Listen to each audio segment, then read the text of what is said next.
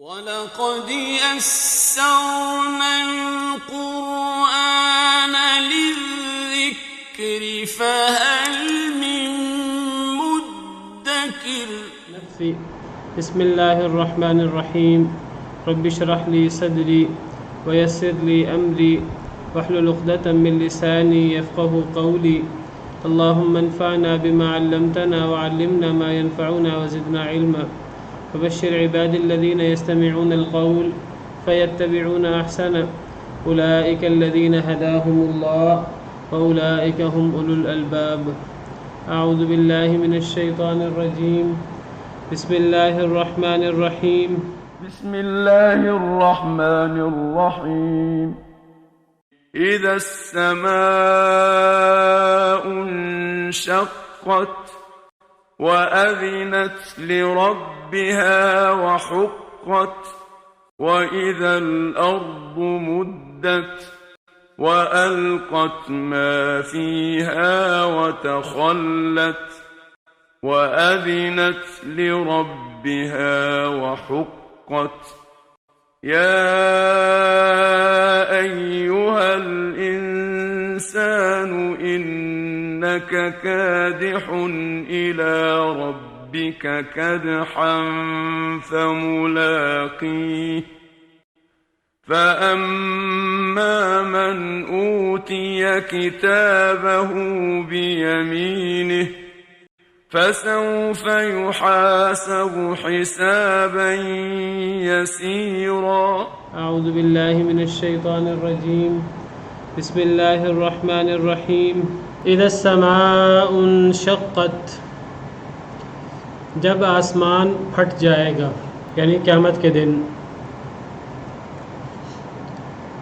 جب دنیا کی ہر چیز تباہ و برباد ہو جائے گی، جب پہلا سور پھونکا جائے گا اور جب زمین، پہاڑ، سمندر ہر چیز تباہ و برباد ہو جائے گی تو سفلی جہاں کی طرح علوی جہاں بھی تباہ و برباد ہو جائے گا، تمام ستارے جھڑ جائیں گے، بے نور ہو جائیں گے، سورج چاند وغیرہ یہ بھی لپیٹ دیے جائیں گے تو آسمان بھی پھٹ جائے گا۔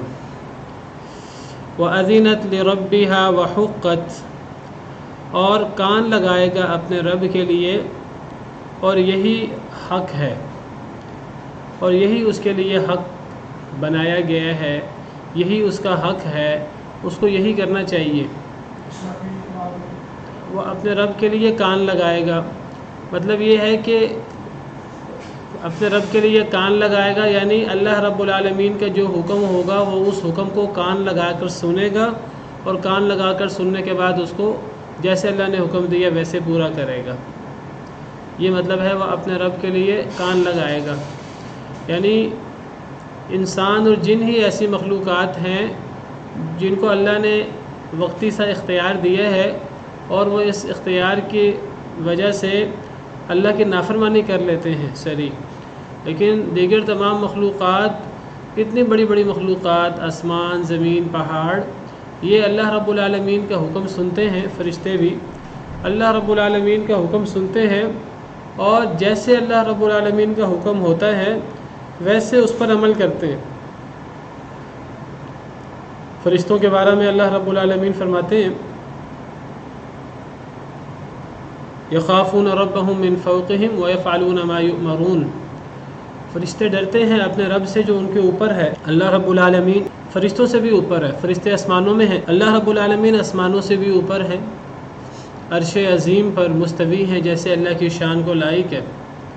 تو فرشتے ڈرتے ہیں اپنے رب سے جو ان کے بھی اوپر ہے، وَيَفْعَلُونَ مَا يُؤْمَرُونَ اور کرتے ہیں فرشتے جو ان کو حکم دیا جاتا ہے۔ ایک اور آیت میں فرمایا فرشتوں کے حوالے سے یا ایھا الذین آمنوا قوا انفسکم واہلیکم نارا، اے ایمان والو اپنے آپ کو اور اپنے گھر والوں کو جہنم کی آگ سے بچاؤ، وقودھا الناس والحجارہ جس جہنم کا ایندھن لوگ اور پتھر ہیں، علیہا ملائکۃ غلاظ شداد لا یعصون اللہ ما امرہم، اس جہنم پر اللہ نے ایسے فرشتے مقرر کیے ہیں جو بڑے سخت دل ہیں، بڑے طاقتور ہیں، لا یعصون اللہ ما امرہم، جو اللہ انہیں حکم دے وہ اس حکم کی خلاف ورزی نہیں کرتے، وَيَفْعَلُونَ مَا يُؤْمَرُونَ جو ان کو حکم دیا جاتا ہے اس کو پوری طرح بجا لاتے ہیں۔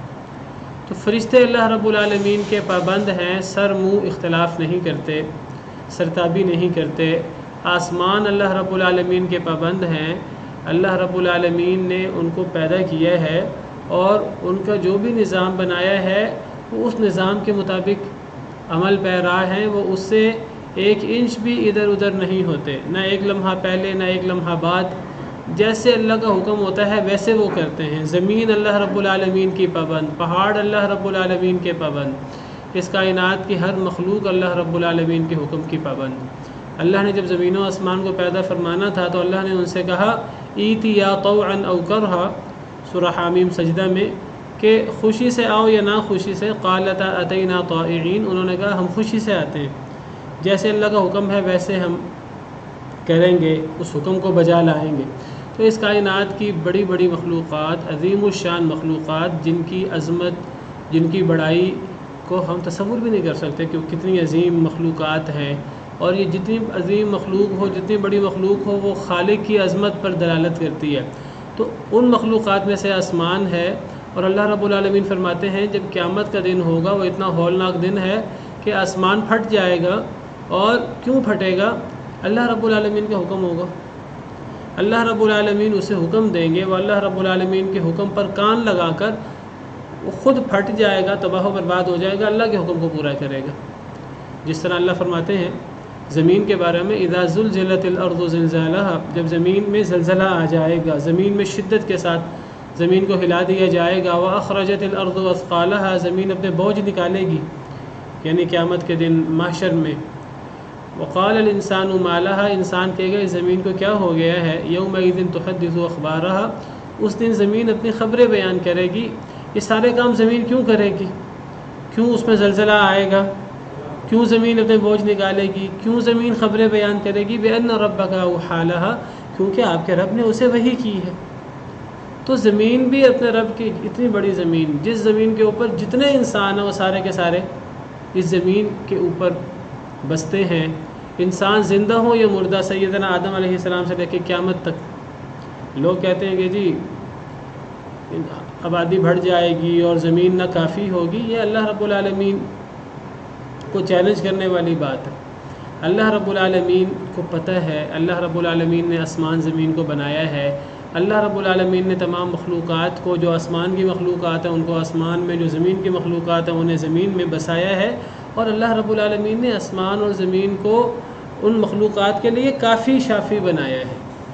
اللہ فرماتے ہیں الم نجعل الارض کفاتا، سورہ مرسلات میں، کیا ہم نے زمین کو سمیٹنے والی نہیں بنایا، احیاء و امواتا، زندوں کو بھی سمیٹ لیتی ہے، مردوں کو بھی سمیٹ لیتی ہے۔ جتنے زندہ لوگ ہیں، جتنے مردہ لوگ ہیں وہ زمین میں پورے آ جاتے ہیں، پھر بھی زمین میں بھی کتنی جگہ خالی ہے، سینکڑوں ہزاروں لاکھوں میل جو ہے، سینکڑوں میل، ہزاروں میل جگہ جو ہے وہ کلومیٹر جگہ خالی ہوتی ہے، کئی جگہ پر بڑے بڑے صحرا خالی ہیں۔ اور زمین میں جتنے بھی انسان ہیں وہ زندہ ہوں یا مردہ، وہ مر جائیں تب بھی زمین کے اندر دفن ہو جاتے ہیں، اور زمین مردہ لوگوں کو بھی سمیٹتی ہے، زندہ لوگوں کو بھی سمیٹتی ہے۔ تو اللہ رب العالمین کے حکم کے سامنے اللہ کی تمام مخلوقات سر بسجود ہیں۔ الم تر ان اللہ یسجد له من فی السماوات ومن فی الارض، کیا نہیں آپ نے دیکھا کہ اللہ کے لیے سجدہ کرتی ہے ہر وہ چیز، اللہ کے سامنے سجدہ ریز ہے، جھکی ہوئی ہے ہر چیز جو بھی آسمانوں میں ہے اور جو بھی زمین میں ہے۔ والشمس والقمر، سورج بھی اور چاند بھی، والجبال اور پہاڑ بھی، والشجر والدواب، اور درخت بھی اور جانور بھی، وکثیر من الناس، اور بہت سے لوگ بھی، وکثیر حق علیہ العذاب، اور لوگوں میں سے بہت سے لوگ ہیں جن پر عذاب کی بات حق ہو گئی۔ تو لوگوں کے علاوہ کوئی ایسی مخلوق نہیں ہے، انسانوں اور جنوں کے علاوہ، جو اللہ کے حکم سے سرتابی کر سکے۔ تو انسان کو غور کرنا چاہیے ان چیزوں میں۔ اللہ رب العالمین یہاں یہی حقیقت واضح فرما رہے ہیں، جب آسمان پھٹ جائے گا اور اپنے رب کے لیے کان لگائے گا، یعنی رب کا حکم سن کر وہ یہ کام کرے گا، اپنے رب کے حکم پر کان لگائے گا، اور جو حکم ہوگا وہ اس کو پورا کرے گا، بجا لائے گا، خود تباہ ہو جائے گا، اللہ کے حکم کو بجا لائے گا۔ وحقت، اور یہی حق ہے، یہی اس کو لائق ہے، اس کو یہی کرنا چاہیے۔ جب آسمان کو یہ کرنا چاہیے، وہ آسمان جو زمین تو بہت چھوٹی سی ہے دیگر اجرام فلکی کے مقابلے میں، تو وہ آسمان جس کے نیچے تمام اجرام فلکی ہیں، جتنی کائنات کی وسعت ہے یہ ساری کی ساری آسمان سے نیچے، پہلے آسمان کے نیچے، تو کتنا بڑا آسمان ہوگا، پہلا کتنا بڑا آسمان ہوگا ہم تصور نہیں کر سکتے۔ تو اتنے بڑے آسمان کو بھی یہی حق ہے، اس کو یہی لائق ہے کہ وہ اللہ رب العالمین کے سامنے سر جھکائے، اللہ رب العالمین کی بات پر کان لگائے، اور وہ یہی کرتا ہے اور یہی اس کو حق ہے۔ تو ایک انسان کو یہ حق نہیں کہ وہ اللہ رب العالمین کے احکامات کے سامنے سر جھکا دے۔ وَإِذَا الْأَرْضُ مُدَّتْ، اور جب زمین کو پھیلا دیا جائے گا، جب زمین کو کھینچ دیا جائے گا، مدت میم دال لمبا کرنے سے ہے، ہم اردو میں کہتے ہیں مد کرنا، کسی حرف پر مد کرنا یعنی لمبا پڑھنا، لمبا کرنا، اس کو لمبا پڑھنا۔ تو جب زمین کو لمبا کر دیا جائے گا، جب زمین کو کھینچ دیا جائے گا، یا تو اس سے مراد تباہی ہے، زمین کو کھینچ کر تباہ کر دیا جائے گا، یا اس سے مراد ہے کہ زمین کو جس طرح ہم قالین کی یا چادر کی سلوٹیں نکالتے ہیں، چادر کہیں سے اوپر کہیں نیچے ہوتی ہے یا بیڈ شیٹ ہوتی ہے، ہم اس کی سلوٹیں نکالتے ہیں کھینچ کر تو وہ برابر ہو جاتی ہے۔ تو زمین کو کھینچ کر زمین کی سلوٹیں نکال دی جائیں گی، اور وہ جو زمین کے اندر پہاڑ ہیں اور زمین کے اندر کھائیاں ہیں وہ ساری برابر ہو جائیں گی۔ وَيَسْأَلُونَكَ عَنِ الْجِبَالِ فَقُلْ يَنْسِفُهَا رَبِّي نَسْفًا، وہ پہاڑوں کے بارے میں سوال کرتے ہیں تو آپ فرما دیجئے اڑا کر رکھ دے گا انہیں میرا رب اڑانا، فَيَذَرُهَا قَاعًا صَفْصَفًا، تو اللہ چھوڑ دے گا اس کو، زمین کو، قاعًا صفصفا، ایک چٹیل میدان، برابر میدان، نہ اس میں لا تری فیہا عوجا ولا امتا، اس کے اندر کوئی اونچائی، کوئی کھائی وغیرہ یہ چیزیں نہیں ہوگی، بالکل ایک برابر زمین ہوگی۔ یہ شاید میدان محشر کی بات ہے، واللہ عالم، ورنہ یہ جو دنیا کے اندر جب قیامت آئے گی تو زمین بھی تباہ و برباد ہو جائے گی، زمین کو بھی ریزہ ریزہ کر دیا جائے گا، جس طرح سورہ حاقہ میں اللہ تعالیٰ فرماتے ہیں وَحُمِلَتِ الْأَرْضُ وَالْجِبَالُ فَدُكَّتَا دَكَّةً وَاحِدَةً، زمین کو بھی اٹھا لیا جائے گا، پہاڑوں کو بھی اٹھا لیا جائے گا، اور ان دونوں کو ریزہ ریزہ کر دیا جائے گا۔ تو دنیا کے اندر تو زمین اور پہاڑوں کو آسمان کی طرح تباہ و برباد کر دیا جائے گا، اور زمین کے اندر زلزلہ آ جائے گا اور زمین تباہ و برباد ہو جائے گی۔ لیکن آپ کو پتہ ہے کہ قیامت کے دن دوبارہ آسمان اور زمین، نئے آسمان اور زمین بنیں گے۔ یوم تبدل الارض غیر الارض والسماوات، قیامت کے دن بدل دی جائے گی زمین اس زمین کے علاوہ اور آسمان بھی۔ تو وہ زمین جو ہے وہ بالکل سیدھی ہوگی، ہموار ہوگی، اس کے اندر پہاڑ، ٹیلے، کھائیاں اور اوپر نیچے اونچ نیچ نہیں ہوگی، واللہ عالم۔ جب زمین کو پھیلا دیا جائے گا، ہموار کر دیا جائے گا، وَأَلْقَتْ مَا فِيهَا وَتَخَلَّتْ، اور وہ ڈال دے گی جو اس میں ہے اور وہ خالی ہو جائے گی۔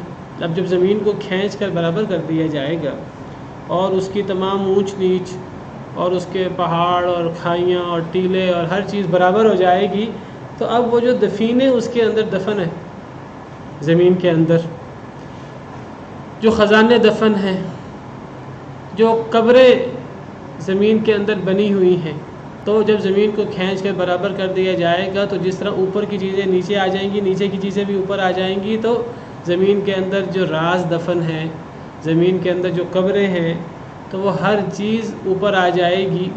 تو وہ القت ما فیہا، وہ ڈال دے گی جو اس میں ہے، جو کچھ زمین کے اندر ہے زمین اس کو نکال دے گی کیونکہ برابر ہو جائے گی۔ وتخلت، اور خالی ہو جائے گی، اب زمین کے اندر کوئی چیز چھپی ہوئی نہیں رہے گی۔ سورہ زلزلہ میں ہم نے پڑھا وَأَخْرَجَتِ الْأَرْضُ أَثْقَالَهَا، اور نکال دے گی زمین اپنے بوجھ۔ تو زمین کے اندر جو بھی ہے، قبریں، خزانے، معدنیات، جو بھی چیز ہے زمین کے اندر، وہ زمین اس کو باہر نکال دے گی۔ وَأَلْقَتْ مَا فِيهَا، وہ نکال دے گی، پھینک دے گی، ڈال دے گی جو بھی اس میں ہے، اس کو باہر ڈال دے گی۔ وتخلت، خالی ہو جائے گی۔ وَأَذِنَتْ لِرَبِّهَا، اور وہ کان لگائے گی اپنے رب کے لیے، یعنی یہ جو کام زمین کرے گی وہ اس لیے کرے گی کیونکہ اللہ نے اس کو حکم دیا ہے، اور وہ اللہ کے حکم پر کان لگانے والی ہے، وہ اللہ کی مخلوق ہے، اللہ کے سامنے تابع فرما ہے، ہمارے لیے کتنی ہی وہ بڑی کیوں نہ ہو، اس کا حجم کتنا ہی بڑا کیوں نہ ہو، وہ کتنی بڑی ہے، آسمان کتنا بڑا ہے، یہ اللہ رب العالمین کے سامنے تابع فرما ہے، انتہائی عاجز ہیں، عاجزی کا اظہار کرنے والے ہیں، اپنے رب کے لیے کان لگائے گی، وحقت، اور یہی اس کا حق ہے، اس کو یہی کرنا چاہیے۔ جب آسمان زمین اپنے رب کے حکم کے سامنے کان لگاتے ہیں اور یہی حق ہے، تو انسان کے لیے کیا یہ حق نہیں؟ اگرچہ اللہ نے انسان کو اختیار دیا ہے، اس اختیار کا مطلب یہ نہیں ہے کہ انسان اللہ رب العالمین کے ساتھ مقابلے میں کھڑا ہو جائے اور انسان ہر وقت اللہ رب العالمین سے لگائے رکھے۔ اس سے بڑی بے وقوفی اور اس سے بڑی گمراہی کیا ہوگی؟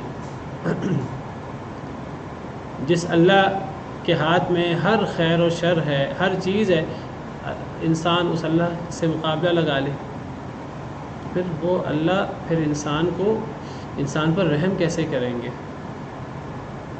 پھر تو وہ اللہ تعالیٰ جبار بھی ہیں، قہار بھی ہیں، پھر وہ منتقم بھی ہیں، پھر وہ متکبر بھی ہیں، پھر وہ ہر قسم کی سزا دینے پر بھی قدرت رکھتے ہیں۔ تو جو اللہ رب العالمین کے ساتھ مقابلہ کرتا ہے، ایک اللہ کی مخلوق اللہ کے ساتھ مقابلہ کر کیسے سکتی ہے؟ اتنی بے وقوفی کا کام کر کیسے سکتی ہے؟ جب آسمان زمین کو یہ حق ہے کہ اللہ رب العالمین کی بات پر کان لگائیں اور یہی ان کا حق ہے، ان کو یہی کرنا چاہیے، تو چھوٹے سے انسان کو جو نطفے سے پیدا ہوتا ہے اس کا یہ حق نہیں ہے؟ اس کا بھی یہی حق ہے، اپنے رب کے حکم پر کان لگائے اور وہ جو اللہ کا حکم ہو تو وہ تابع فرما ہو جائے۔ یا ایھا الذین آمنوا ادخلوا فی السلم کافہ، اے ایمان والو سلامتی میں پورے کے پورے داخل ہو جاؤ، یعنی اللہ رب العالمین کے سامنے پوری طرح جھک جاؤ۔ یا ایھا الانسان انک کادح الی ربک کدحا فملاقی، اے انسان بے شک تو سخت کوشش کرنے والا ہے اپنے رب کی طرف سخت کوشش کرنا، فملاقی تو اس سے ملاقات کر لے گا۔ اے انسان، کس انسان کو خطاب کیا گیا؟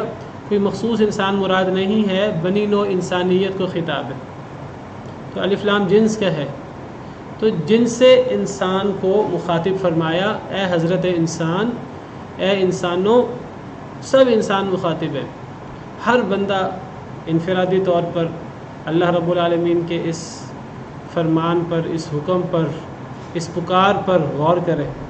اے انسان بے شک تو سخت کوشش کرنے والا ہے اپنے رب کی طرف سخت کوشش کرنا۔ اللہ نے تجھے دنیا میں پیدا کیا ہے عیش و عشرت کے لیے نہیں پیدا کیا، اللہ نے تجھے کوشش کرنے کے لیے پیدا کیا ہے۔ تو ہر انسان سخت کوشش کرتا ہے، محنت کرتا ہے، مشقت کرتا ہے۔ دنیا اللہ نے محنت مشقت کے لیے بنائی ہے، کام کرنے کے لیے بنائی ہے۔ اب کچھ لوگ غلط کام کرتے ہیں، اللہ کے نافرمانی پر کوشش کرتے ہیں، پوری زندگی اللہ کے نافرمانی پر گزار دیتے ہیں، اور کچھ لوگ نیک کام کے لیے کوشش کرتے ہیں۔ ہر انسان کوشش کرتا ہے، ہر انسان نے اپنا ایک گول مقرر کیا ہوا ہے، وَلِكُلِّ وِجْهَةٌ هُوَ مُوَلِّيهَا، ہر شخص نے اپنے سامنے ایک جہت رکھی ہے، وہ اسی کی طرف رخ کرتا ہے، وہ اسی کے مطابق عمل کرتا ہے۔ کچھ لوگ جو ہیں وہ فَاسْتَبِقُوا الْخَيْرَاتِ، وہ خیرات میں سبقت لے جانے والے ہوتے ہیں، نیکیوں میں سبقت لے جانے والے ہوتے ہیں، اور کچھ لوگ برائیوں میں سبقت لے جانے والے ہوتے ہیں۔ تو بہرحال فرمایا کہ اے انسان بے شک تو سخت کوشش کرنے والا ہے اپنے رب کی طرف سخت کوشش کرنا، تو اس سے ملاقات کرے گا۔ تو ہر انسان کوشش کرتا ہے، اللہ کی طرف کوشش کرتا ہے، اچھی کوشش بھی کرتا ہے، بری کوشش بھی کرتا ہے، اگرچہ اللہ نے اسے اچھی کوشش کرنے کا حکم دیا ہے، لیکن لوگ اچھی کوشش بھی کرتے ہیں، بری کوشش بھی کرتے ہیں۔ لیکن ایک بات یاد رکھنے کی ہے کہ ایک انسان اچھی کوشش کرے یا ایک انسان بری کوشش کرے، جانا اسے رب کے پاس ہی ہے۔ ایک انسان اللہ کو راضی کرے، اللہ کو ناراض کرے، دونوں صورتوں میں وہ اللہ سے بھاگ کر جا نہیں سکتا کہیں، اسے جانا رب کی طرف ہی ہے، الی ربک، تیرے رب کی طرف۔ تو سخت کوشش کرنی ہے، تو نے اچھی کوشش کر، بری کوشش کر، یہ دونوں کوششیں تیرے رب کی طرف ہیں، تجھے تیرے رب کی طرف لے جا رہی ہیں۔ تو اچھا کام کرے گا، اچھے کام کے لیے سخت کوشش کرے گا تو بھی اللہ کے حضور پیش ہوگا، اور اللہ کو ناراض کرے گا تو بھی اللہ کی حضور ہی پیش ہو. قادح الی ربک، تو سخت کوشش کرنے والا ہے اپنے رب کی طرف. کوئی انسان اللہ سے دوسری طرف نہیں جا سکتا، اللہ سے بھاگ نہیں سکتا. یا معشر الجن والانس ان استطعتم ان تنفذوا من اقطار السماوات والارض فانفذوا لا تنفذون الا بسلطان. اے جنوں انسانوں کی جماعت، اگر تم طاقت رکھو تو تم زمین و آسمان کے کناروں سے نکلنے کی طاقت رکھ سکتے ہو تو نکل کے دکھاؤ. لا تنفذون الا بسلطان، نہیں تم نکل سکتے مگر غلبے کے ساتھ، اور غلبہ کسی کے پاس نہیں ہے اللہ کے بالمقابل. ایک انسان نے اللہ کا فرما بردار ہو، اللہ کا نافرمان ہو، جانا اللہ کے حضور ہی ہے، اللہ کے سامنے پیشی ہے. فملاقی، بس تو ملاقات بھی کرے گا اللہ سے. اللہ سے تیری ملاقات بھی ہوگی، تو چاہے یا نہ چاہے. اللہ کو راضی کرے تب بھی، اللہ کو ناراض کرے تب بھی. تیری کوشش اللہ کو راضی کرنے کی ہے تب بھی، تیری کوشش اللہ کو ناراض کرنے کی ہے تب بھی. ہر انسان کوشش کرنے والا ہے، ہر انسان محنت کرنے والا ہے. اچھی محنت کرے تب بھی اللہ سے ملاقات کرے گا، بری محنت کرے تب بھی اللہ سے ملاقات کرے گا. جی نہیں، اللہ سے ملاقات کرنے سے مراد یہ ہے کہ ایک انسان اللہ سے ملاقات کرے گا، یعنی اللہ اس کا حساب کتاب لیں گے اور اللہ اس کا محاسبہ کریں گے. کوئی ضروری نہیں جب اللہ کسی کا محاسبہ کرے تو کوئی اللہ کو دیکھ بھی رہا ہو، کیونکہ اللہ کو دیکھنا تو یہ بہت بڑی نعمت ہے. یہ تو جنت کی سب نعمتوں سے بڑی نعمت ہے، اللہ رب العالمین کا دیدار. تو اللہ رب العالمین کا دیدار اہل جنت کو جنت میں نصیب ہوگا، اور کافر لوگ تو اللہ رب العالمین سے حجاب میں ہوں گے. کلا انہم، ہم پیچھے پڑھا ہیں سورہ مطففین میں، کلا انہم عن ربہم یومئذ لمحجوبون، کہ کافر لوگ اپنے رب سے حجاب میں ہوں گے. تو اللہ نے ہر ایک کا حساب کتاب لینا ہے، لیکن ہمیں لگتا ہے حساب کتاب سے اللہ رب العالمین ہر ایک کے سامنے ہوں گے اور ہر ایک اللہ کو دیکھ رہا ہوگا. یہ ضروری نہیں ہے. اللہ رب العالمین کے سامنے ہر بندہ پیش ہوگا اور اللہ اس سے حساب لیں گے، لیکن اللہ رب العالمین کا دیدار یہ تو بہت بڑی نعمت ہے، جنت کی سب نعمتوں سے بڑھ کر ہے. تو یہ تو جنت میں ہی ہونا ہے. تو اللہ سے ملاقات سے مراد اللہ کے سامنے پیش ہونا اور اللہ کو حساب دینا، جو بڑا ہی ایک ہولناک موقع ہے، بڑا ہی ایک خوفناک اور اللہ سے ڈرنے والا موقع ہے. چاروں طرف انسان کو جہنم نظر آ رہی ہوگی جب اللہ کو حساب دے رہا ہوگا. دائیں دیکھے گا تو جہنم، بائیں دیکھے گا تو جہنم، ہر طرف جہنم نظر آ رہی ہوگی. یہ جو لفظ فا ہوتا ہے عربی زبان میں، تو یہ فا ترتیب کے لیے آتا ہے، اور ترتیب میں بھی فوری ترتیب کے لیے آتا ہے. عربی زبان میں عطف کے لیے، عطف کہتے ہیں کہ اگر ایک کام ایک شخص نے کیا تو دوسرا وہی کام کوئی اور شخص بھی کرے تو اس کو عطف کہتے ہیں. مثال کے طور پر اگر ہم عربی میں کہیں کہ جاء ابو بکر و عمر، آیا ابو بکر و عمر اور عمر. جب ہم نے جاء ابو بکر کہا، جاء کا مطلب آیا، ابو بکر فاعل ہے، جاء فعل ہے. ابو بکر آیا، و عمر اور عمر. یہ نہیں ہم کہتے جاء ابو بکر و جاء عمر، دوبارہ جاء لانا ضروری نہیں ہے. جب ایک جاء کے ساتھ ابو بکر لائیں اور پھر آگے واو کے ساتھ عمر لائیں، اس کو عطف کہتے ہیں. ابو بکر اور عمر آئے. اب یہ جو واو عاطفہ ہے، یہ جو جاء کا معنی ہے، جو جاء جس طرح ابو بکر کے ساتھ ملا ہے، واو عاطفہ بتاتا ہے یہی معاملہ عمر کے ساتھ بھی ہے. ابو بکر آیا اور عمر. تو یہ جو درمیان میں واو ہے، واو عاطفہ، تو یہ اور کا معنی دیتا ہے، اس میں ترتیب نہیں ہوتی. دو لوگ آئے، ایک کا نام ابو بکر ہے، ایک کا نام عمر ہے، یہ نہیں پتہ پہلے ابو بکر آیا پہلے عمر آیا. اگر ایک کہنے والا کہتا ہے دو لوگوں کا نام، ایک کا نام ابو بکر ہے ایک کا نام عمر ہے، کوئی شخص کہ ابو بکر اور عمر آئے، تو اس کے کہنے سے ہمیں پتہ نہیں لگ رہا پہلے کون آیا بعد میں کون آیا. واو ترتیب کے لیے نہیں ہوتا. اگر ترتیب مراد لینی ہو اس کے لیے عربی زبان میں لفظ ثم لگانا پڑتا ہے. یہ ثم بھی عطف کے لیے ہوتا ہے، جاء ابو بکر ثم عمر. اب یہ ثم بھی عطف کے لیے ہے، تو کیا معنی ہوگا؟ ابو بکر آیا پھر عمر، یعنی پھر عمر آیا. ثم کے بعد دوبارہ جاء کا معنی ہوگا. دوبارہ ہمیں جاء کہنے کی ضرورت نہیں ہے، جاء ابو بکر ثم جاء عمر. دوبارہ جا کہنے کی ضرورت نہیں ہے. جا ابو بکر ثم عمر، ابو بکر آیا، ابو بکر نامی شخص، پھر عمر آیا. اب یہاں بھی ہمیں پتہ لگا دو لوگ آئے ہیں، لیکن جا ابو بکر و عمر اور جا ابو بکر ثم عمر میں فرق ہے. جا ابو بکر و عمر سے ہمیں پتہ نہیں لگ رہا، ہمیں یہ پتہ دو لوگ آئے ہیں، یہ نہیں پتہ پہلے کون آیا ہے بعد میں کون آیا ہے. لیکن جا ابو بکر ثم عمر میں ایک تو یہ پتہ لگا دو لوگ آئے ہیں، اور ان کی ترتیب کا بھی پتہ لگا کہ پہلے ابو بکر آیا پھر عمر. اچھا، جس طرح جا ابو بکر ثم عمر ہے، ثم ترتیب کے لیے ہوتا ہے، لیکن ثم میں یہ عربی زبان کی گرامر کی بات ہے جو آپ کے سامنے کر رہا ہوں. ثم کہنے سے یہ پتہ نہیں لگتا کہ ابو بکر اور عمر کے آنے میں فرق کتنا ہے. ابو بکر 2 گھنٹے پہلے آیا اور عمر 2 گھنٹے بعد آیا، 4 گھنٹے بعد آیا. ثم سے یہ پتہ نہیں لگتا کہ وہ فوری آیا ہے کہ تاخیر سے آیا ہے. اب اگر عربی زبان میں کہا جائے جا ابو بکر فعمر، یہ فا کی وضاحت کر رہا ہوں، تو یہ فا بھی عطف کے لیے ہوتا ہے.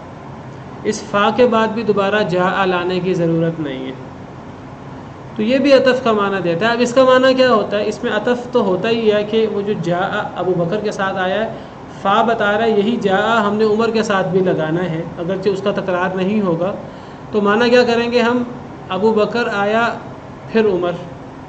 فا بھی پھر کا معنی دیتا ہے، جیسا ثم پھر کا معنی دیتا ہے، فا بھی پھر کا معنی دیتا ہے. لیکن ثم اور فا میں تھوڑا فرق ہے عربی زبان میں. ثم کہتے ہیں ثم للترتیب، ثم ترتیب کا معنی دیتا ہے، لیکن ترتیب میں یہ نہیں پتہ کہ فاصلہ کتنا ہے. وہ فاصلہ کم بھی ہو سکتا ہے، وہ زیادہ بھی ہو سکتا ہے، وہ کئی گھنٹوں کا فاصلہ بھی ہو سکتا ہے، اور اس میں کئی دنوں کا فاصلہ بھی ہو سکتا ہے. وہ دوسرے قرائن سے پتہ لگے گا کہ دونوں میں فاصلہ کتنا ہے، صرف ثم لفظ سے پتہ نہیں لگ رہا. لیکن اگر جا ابو بکر فعمر کہا جائے تو فا بھی ترتیب کے لیے ہوتا ہے. ہم اس کا معنی یہ نہیں کریں گے ابو بکر اور عمر آئے، واو والا معنی نہیں کریں گے، ہم معنی ثم والا کریں گے. ابو بکر آیا پھر عمر، لیکن اب فا میں ایک زائد معنی ہے کہ فا فوری بعد کا معنی دیتا ہے. ثم فوری بعد کا معنی نہیں دیتا، فا فوری بعد کا معنی دیتا ہے. اس کو عربی زبان میں کہتے ہیں کہ الفاء للتعقیب الفوری. فا جو ہے یہ تعقیب کے لیے آتا ہے. تعقیب کہتے ہیں کسی چیز کے بعد آنا، عقب کسی چیز کے پیچھے ہونا. تو تعقیب کسی چیز کے پیچھے یعنی کسی کے بعد میں ہونا. التعقیب الفوری، جو فا کا لفظ ہے یہ فوری بعد کے لیے آتا ہے. تو جا ابو بکر فعمر کا مطلب ہے کہ ابو بکر کے فوراً بعد عمر آیا. یہ باقاعدہ اس لفظ کا معنی ہے. اس کے اندر ترتیب بھی ہے اور فوری ترتیب ہے کہ ابو بکر اور عمر، پہلے ابو بکر آیا پھر عمر آیا، اور ان دونوں کے درمیان فاصلہ نہیں ہے. تو فا جو ہے یہ فوری کا معنی دیتا ہے، ترتیب کا معنی دیتا ہے اور فوری کا معنی دیتا ہے. اب ذرا اس آیت پہ غور کریں. اللہ تعالیٰ تمام انسانوں کو مخاطب کرتے ہوئے فرما رہے ہیں کہ اے انسان، تو کوشش کرنے والا ہے اپنے رب کی طرف کوشش کرنا. تو کوشش کرتا ہے، تیری کوشش اچھی ہو یا بری ہو، تو نے جانا اپنے رب کے پاس ہی ہے. اچھی کوشش ہو تب بھی اللہ کے پاس پیش ہونا ہے، بری کوشش ہو تب بھی اللہ کے پاس پیش ہونا ہے. اب کوشش کرے اچھی یا بری، فملاقی، پس تو اس کوشش کے فوراً بعد اللہ سے ملاقات کرے گا. یہ اس کا مفہوم بن رہا ہے. پس تو فوراً بعد ملاقات کرے گا. ثم ملاقینی کا وملاقینی کا واو ترتیب کے لیے ہوتا ہی نہیں، ثم ترتیب کے لیے ہوتا ہے، لیکن ثم میں فوری ترتیب کا معنی نہیں ہوتا. لیکن فا آیا ہے، فا فوری ترتیب کے لیے ہوتا ہے، فوری بعد کے لیے ہوتا ہے. تو پتہ لگا کہ جیسے ہی انسان سخت کوشش کرتا ہے اور اپنے رب کی طرف جاتا ہے تو اس سخت کوشش کے فوراً بعد اللہ سے ملاقات کرتا ہے. یہاں فوراً بعد ملاقات سے مراد یہ نہیں ہے کہ جیسے انسان مر جاتا ہے تو مرنے کے فوراً بعد میدان محشر میں پہنچ جاتا ہے، یہ مراد نہیں ہے. اگرچہ درمیان میں برزخ کا، قبر کا وقفہ ہے، اچھا ہوگا تو قبر کی نعمتیں بھی ہوں گی، برا ہوگا تو والیاذ باللہ قبر کا عذاب بھی ہوگا. مطلب یہ ہے کہ اب انسان زندہ ہے، پہلی زندگی دنیا میں، پھر مر جائے گا، پھر وہ موت ہے. اگرچہ اس موت کے اندر برزخی زندگی ہے، اور اس کے اندر قبر اور قبر کی نعمتیں یا قبر کا عذاب بھی ہے، اس کو اوور آل موت سے تعبیر کی ہے، وہ دوسری موت ہے۔ پہلی موت انسان کے عدم کی کیفیت ہے، پھر پہلی زندگی انسان کی دنیا میں پہلی زندگی ہے، پھر مر جاتا ہے انسان قبر میں، تو یہ دوسری موت ہے، اگرچہ اس کے اندر نعمتیں اور عذاب بھی ہے قبر کا، اور پھر دوسری زندگی ہے۔ تو پہلی زندگی کے فوراً بعد جو زندگی آتی ہے، درمیان میں اگرچہ وقفہ ہے قبر کا، برزخ کا، جو لمبا بھی ہو سکتا ہے بہت، لیکن اب پہلی زندگی کے اختتام کے بعد جب دوسری زندگی شروع ہوتی ہے اور اللہ کے سامنے حساب کتاب ہے، تو اس کے پہلی زندگی کے ختم ہونے کے بعد جب قبر ہوگی اور دوسری زندگی ہوگی تو انسان کی فوراً اللہ سے ملاقات ہوگی۔ تو اس سے کیا پتہ لگا؟ اس سے پتہ یہ لگا کہ انسان مرتے دم تک محنت کرنے والا ہے۔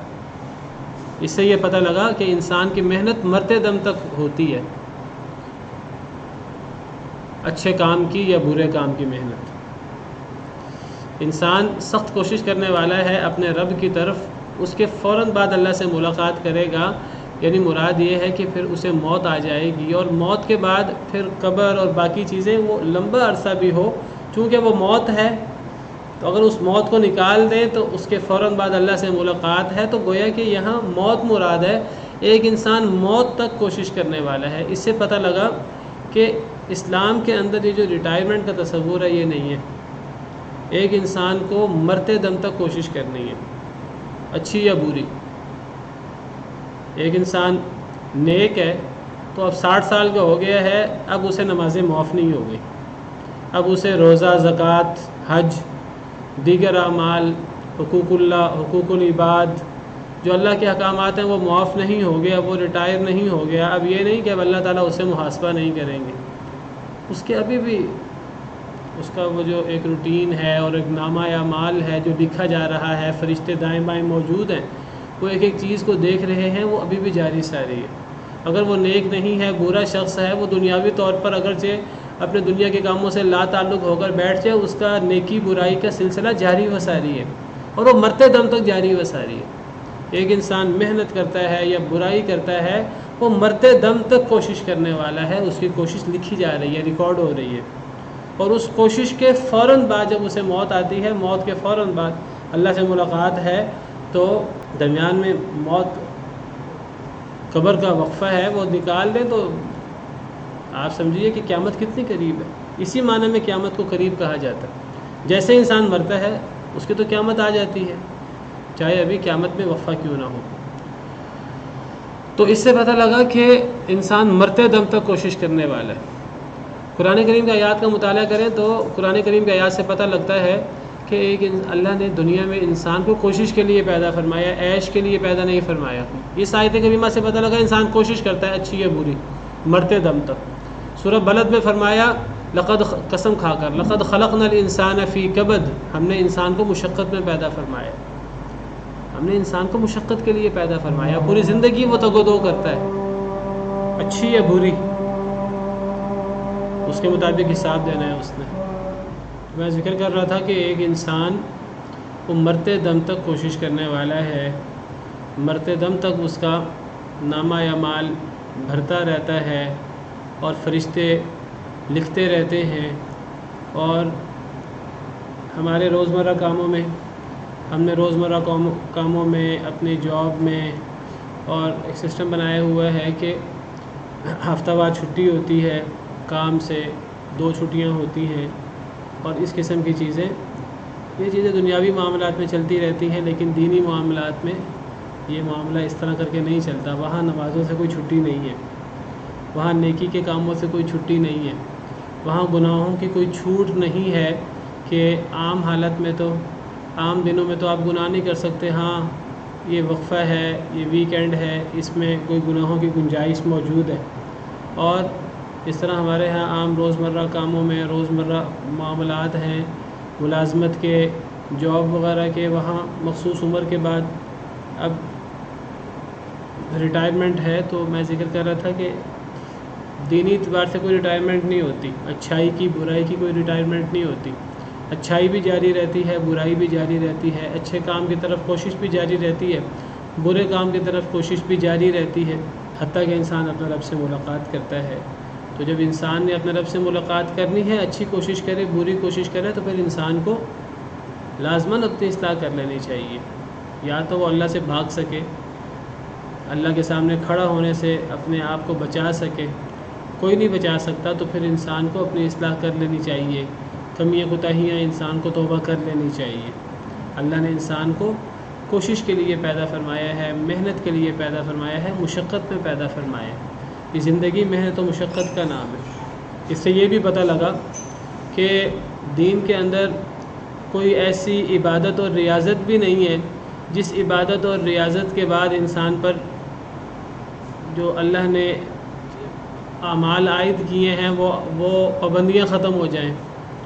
ہمارے ہاں دینداروں کے اندر، علماء یا صوفیوں کے اندر بعض لوگوں کے ہاں موجود ہے کہ جی ایک مرحلہ آتا ہے نیک لوگوں کی زندگی میں، جب وہ نیکی کی معراج کو پہنچ جاتے ہیں، جب وہ فنا فی اللہ ہو جاتے ہیں، تو پھر ان سے عبادتیں ساکت ہو جاتی ہیں۔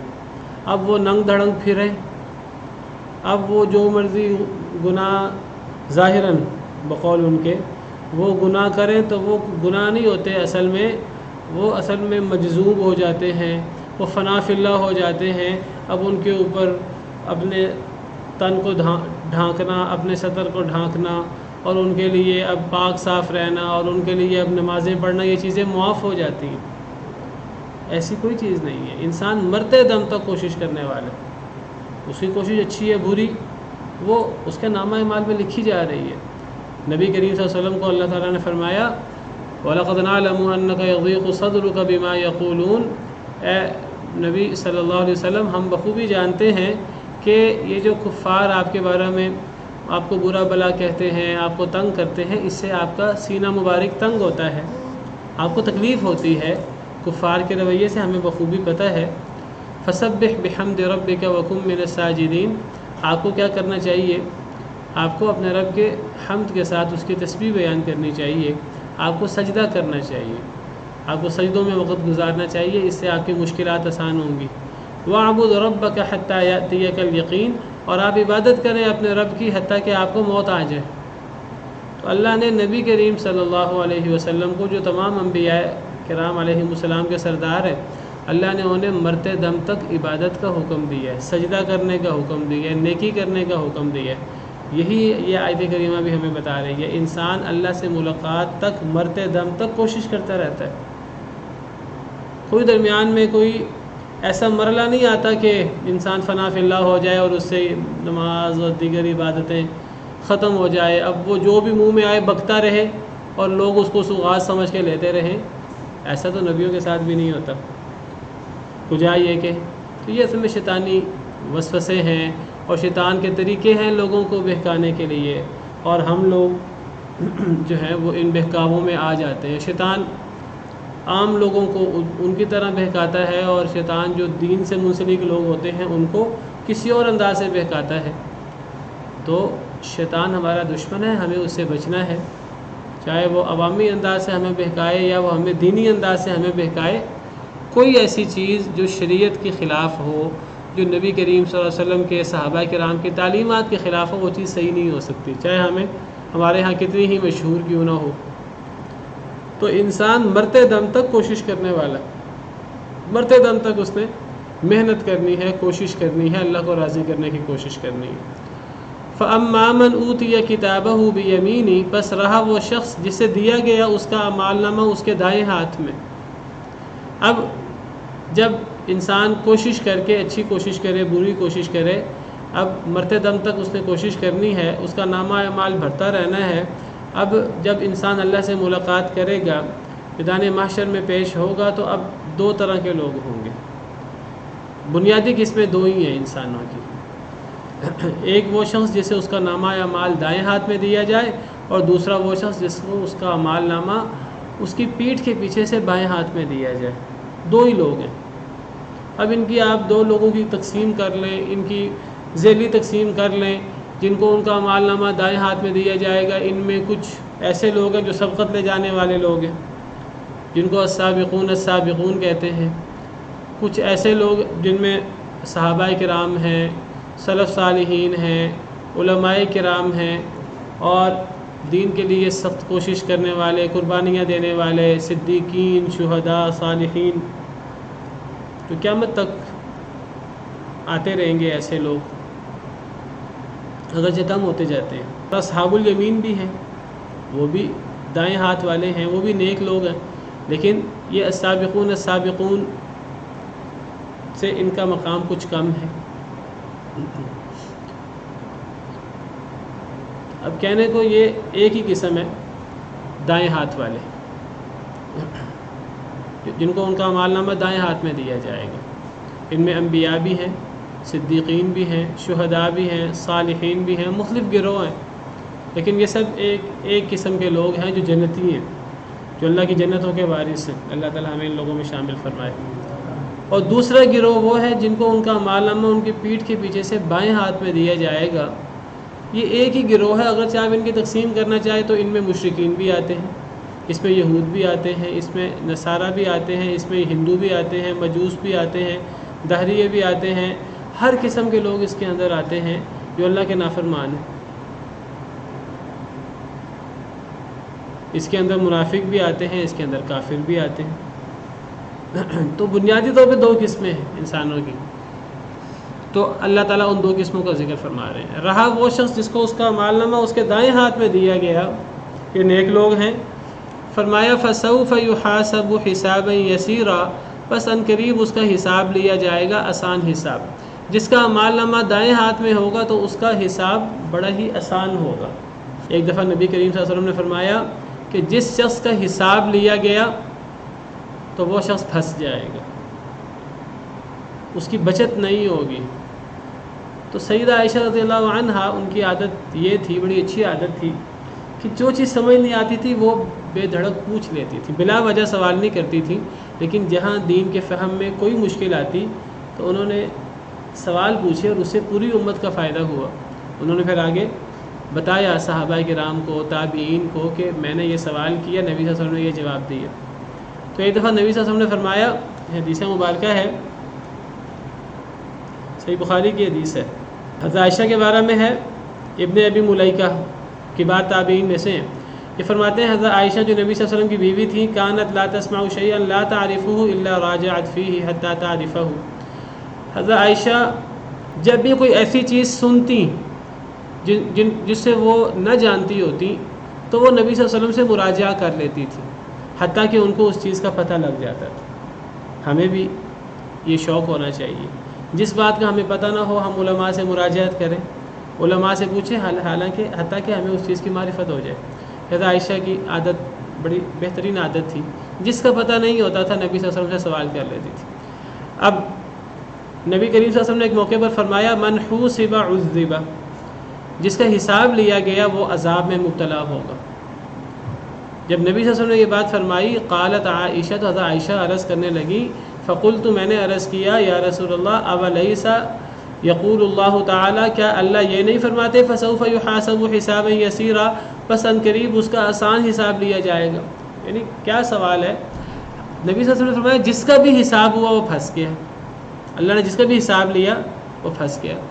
تو حضرت عائشہ فرمانے لگی کہ یہ کیسے ہو سکتا ہے، جب قرآن میں ہے کہ جس کو اس کا اعمال نامہ دائیں ہاتھ میں دیا جائے گا اس کا آسان حساب ہوگا، اور آپ فرما رہے ہیں جس کا بھی حساب ہوگا وہ اس کو عذاب ہوگا، تو پھر اس کا مطلب ہے کہ قرآن کی اس آیت میں جو اللہ فرما رہے ہیں آسان حساب ہوگا، اس آسان حساب والے کو بھی عذاب ہونا چاہیے آپ کے اس فرمان کے مطابق، جس کا بھی حساب ہوا وہ پھنس گیا۔ تو نبی صلی اللہ علیہ وسلم نے فرمایا نہیں، انما ذالک العرض، اے عائشہ یہ جو قرآن میں ہے فسوف یحاسب حسابا یسیرا، یہ حساب نہیں ہے، اصل میں یہ تو پیشی ہے، بس یہ تو اللہ کے سامنے ایک حاضری ہے۔ اللہ نے یہاں نکاش نہیں کرنا، اللہ نے یہ نہیں پوچھنا یہ کام کیا تو کیوں کیا، یہ کام نہیں کیا تو کیوں نہیں کیا۔ اللہ نے یہاں اصل میں حساب کتاب سے مراد ہے یہ پوچھا جائے یہ کام کیا تو کیوں کیا، یہ کام اگر نہیں کیا تو کیوں نہیں کیا۔ جب یہ سوال شروع ہو گیا تو پھنس گیا انسان جواب نہیں دے سکے گا۔ تو پھر یہ مراد ہے حساب سے، جس کا بھی یہ حساب ہوا یہ کام کیا تو کیوں کیا، یہ کام نہیں کیا تو کیوں نہیں کیا، وہ پھنس گیا، اس کو عذاب ہوگا۔ اور یہ جو قرآن میں ہے کہ جس کا اعمال نامہ دائیں ہاتھ میں دیا جائے گا تو اس کا آسان حساب ہوگا، اس حساب سے مراد حساب ہے ہی نہیں، سوال و جواب، اس حساب سے مراد تو بس اللہ کے سامنے پیشی ہے۔ ایک دفعہ انسان کے اعمال پیش ہوں گے، اللہ تعالیٰ سوال ہی نہیں کریں گے، اللہ اعتراض ہی نہیں کریں گے، اللہ صرف نظر فرمائیں گے۔ دنیا میں اللہ نے صرف نظر کیا، دنیا میں اللہ تعالیٰ نے جو ہے وہ ڈھانپ کر رکھا، اللہ آخرت میں بھی ڈھانپ کر رکھیں گے، اللہ آخرت میں بھی سوال و جواب نہیں کریں گے۔ یہ مراد ہے فسوف یحاسب حسابا یسیرا۔ یہاں تو حساب یسیرا سے مراد اللہ کے سامنے ایک پیشی ہے بس، جس میں کوئی نقاش نہیں ہوگا، کوئی سوال و جواب نہیں ہوگا۔ اے عائشہ یہ تو پیشی ہے۔ ولیکن من نوقش الحساب، لیکن جس سے نقاش شروع ہو گیا، نقاش کہتے ہیں سوال و جواب، جس طرح انسان کبھی حساب کتاب میں آ جاتا ہے کہ تم نے یہ کام کیا تو کیوں کیا، اس کا جواب دو، یہ کام نہیں کیا تو کیوں نہیں کیا۔ جس کا بھی یہ معاملہ شروع ہو گیا یہ ہلک، وہ تو ہلاک ہو گیا، وہ تو مشکل میں پڑ گیا، وہ اس مشکل سے نہیں نکل سکے گا، اس کو پھر عذاب کا سامنا کرنا پڑے گا۔ تو یہاں حساب یسیرہ سے مراد آسان حساب ہے، اور اس آسان حساب سے مراد بس اللہ کے سامنے پیش ہونا ہے۔ ایک اور حدیث مبارکہ میں اس کی وضاحت موجود ہے، یہ مسند احمد کی حدیث ہے، حضرت عائشہ کی حدیث ہے کہ حضرت عائشہ فرماتی ہیں کہ میں نے نبی کریم صلی اللہ علیہ وسلم کو سنا، وہ اپنی نمازوں میں یہ دعا کرتے تھے، اللہم حاسبنی حسابا یسیرا، وہ نمازوں میں یہ دعا کرتے تھے۔ حضرت عائشہ نے سنا نبی صلی اللہ علیہ وسلم کو، تو جب نبی صلی اللہ علیہ وسلم نماز پڑھ کے واپس پلٹے، جب سلام پھیرا تو حضرت عائشہ فرماتی ہیں میں نے عرض کیا یا نبی اللہ، اے اللہ کے نبی، مل حساب الیسیر، یہ آسان حساب کیا جو آپ دعا کر رہے ہیں، اللہم حاسبنی حسابا یسیرا، اے اللہ میرا حساب آسان فرمانا، یہ آسان حساب کیا ہے؟ نبی صلی اللہ علیہ وسلم نے فرمایا ان ینظر فی کتابہ فیتجاوز عنہ، اس سے مراد یہ ہے اللہ کسی کا اعمال نامہ دیکھے صرف نظر کر لیں، سوال ہی نہ کریں یہ کام کیا تو کیوں کیا، یہ کام نہیں کیا تو کیوں نہ کیا، اللہ صرف نظر فرما لے، یہ آسان حساب ہے، جس کو دوسری حدیث میں پیشی سے بس اللہ کے سامنے پیش کیا جائے گا، حساب سوال نہیں ہوگا۔ اس حدیث میں فرمایا آسان حساب سے مراد ہے اللہ کے سامنے انسان کا اعمال نامہ آئے، اللہ صرف نظر فرما لیں، تجاوز فرما لیں، سوال ہی نہ کریں۔ انہ من نوقش الحساب، جس کے حساب کا نقاش شروع ہو گیا، نقاش کیا ہے؟ سوال و جواب۔ یا عائشہ ہلاکا، اے عائشہ جس کا حساب نقاش شروع ہو گیا وہ تو ہلاک ہو گیا۔ وکل ما یصیب المؤمن یکفر اللہ عز وجل به عنہ، اور انسان کو جو بھی مشکل آتی ہے اللہ اس مشکل کی وجہ سے اس کے گناہ معاف کرتے ہیں، حتی الشوکۃ تشوکہ، حتیٰ کہ کانٹا بھی انسان کو چبھتا ہے اس کی وجہ سے بھی انسان کے اللہ تعالیٰ گناہ معاف کرتے ہیں۔